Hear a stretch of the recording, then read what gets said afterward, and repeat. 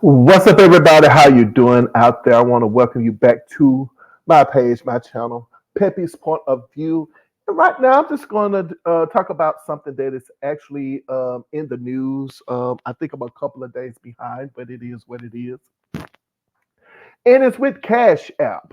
You know, there's a $15 million settlement that Cash App users can, claim a part of that, a portion of that. And well, I guess, it depends on are you happy about this or not? And what I mean by that, well, it's a $15 million settlement, and obviously some people can, who are Cash App users can put their name in to get a piece of the pie. But usually in situations like this with a class action lawsuit like this, I don't know, you'll be lucky if you get 15 to $20, with these with these class action lawsuits, right? And also too, I'm not a Cash App user. I just don't have it. I know I probably need to come up with the times. Unfortunately, a person such as myself, I'm not a well, as I said, I just need to come up with the times. I don't do a lot of these things like these cash apps and so on and so forth, and people leaving their cash apps and in any other thing that people use, as far as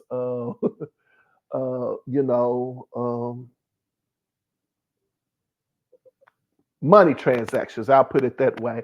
And I'm just going to talk about myself just for a little bit and just basically tell you it wasn't here until recently that I started purchasing things off of from Amazon. I did, and I started doing that as far as with my Divas with Books Club. I started purchasing books, off Amazon and so on and so forth. So, I definitely need to come up with the times. But anyway, so I saw this, and I do believe that it's kind of actually worthy to talk about, simply because we had this data breach where millions, I think it was like up to 30 million people were affected by this recent data breach.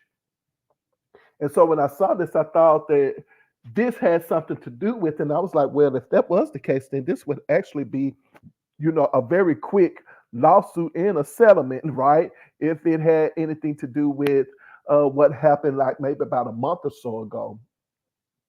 But it says here, according to ABC News, are you a Cash App user? You may be eligible for a piece of this $15 million settlement. Current and former Cash App users could be eligible for a hefty piece of a proposed class action settlement from the popular online payment service. Earlier this year, Cash App, investing in its parent company Block Inc., agreed to pay $15 million to settle a lawsuit that alleged a failure to exercise reasonable care in protecting user information leading up to and after recent data breaches. The class action complaint cited two incidents where access to some account data was compromised, saying this resulted in numerous unauthorized charges impacting Cash App customers. Now, I don't know what it means by unauthorized charges in this case, but I will tell you, I'm gonna leave that one alone. I was about to say something, leave it alone.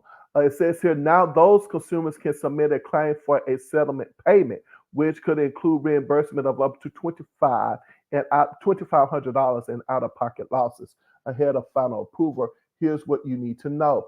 Cash App and Block, which is based in Oakland, California, were sued over their response to security breaches in recent years and allegations that they failed to implement sufficient security measures to protect customers.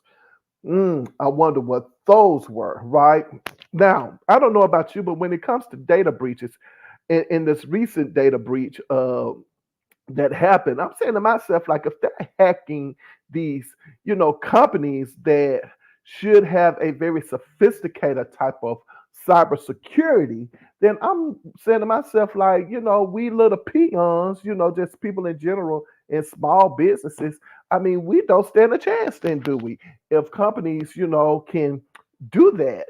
But I think, if I'm not mistaken, and somebody can correct me if I'm wrong on that, but I do think that companies do have what they call cyber insurance, right?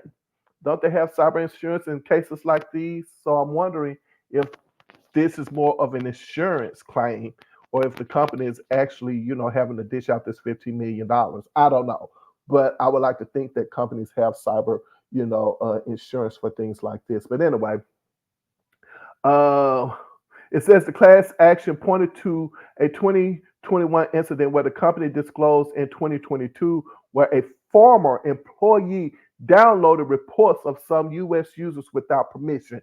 Now, that is an issue all in and of itself, right? I mean, you actually have someone doing that. It almost makes you think, like, why would this former employer do something like this? Was this a disgruntled employee who was on their way out of the company and had an axe to grind?